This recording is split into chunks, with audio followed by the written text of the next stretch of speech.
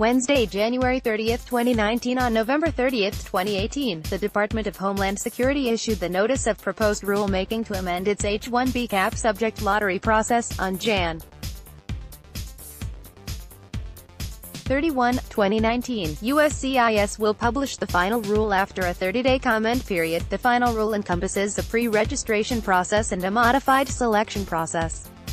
The registration process will be suspended for FY 2020 cap season to finish testing the H-1B registration system. Below is what employers, attorneys, and employees alike need to know. How to register. The USCIS will house the H-1B cap registration process through ICAM, a portal that will allow accounts to submit H-1B cap registrations. A petitioner must submit a separate registration for each beneficiary, and the beneficiary must be named. A petitioner may submit one registration per beneficiary, and as with previous years, if multiple requests for the same beneficiary and same petitioner are found, the registration for that beneficiary will be considered invalid.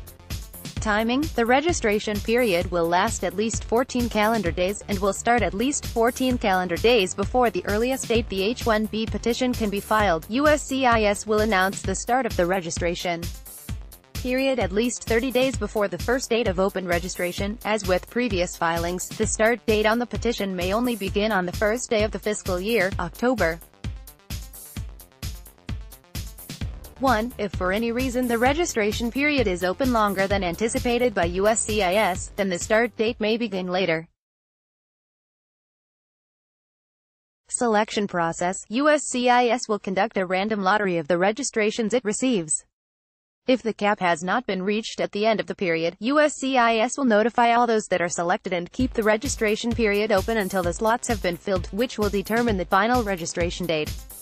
If the cap is reached at the end of the registration period, USCIS will notify the public of the final registration period, and will then randomly select via computer the registrations that will move on to the next stage.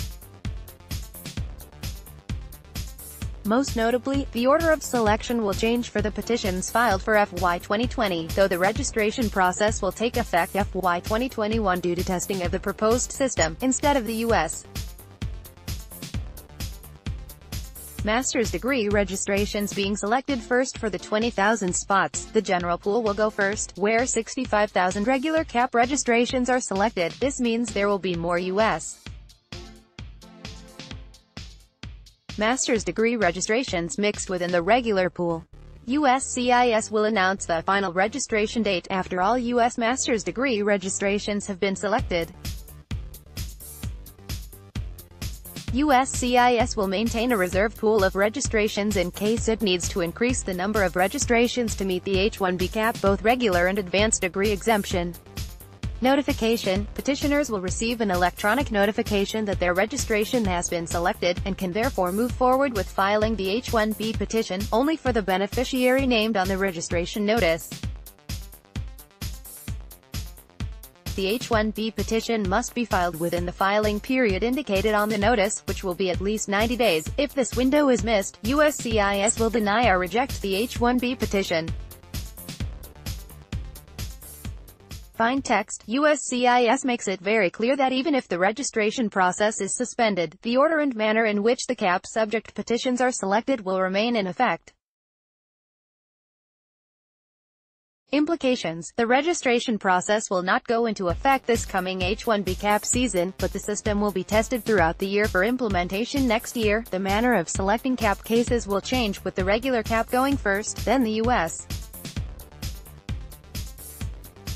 master's cap. As such, there will be a greater chance for those with U.S. master's degrees to be selected in the process. Copyright 2019 Greenberg Trorick, LLP. All rights reserved.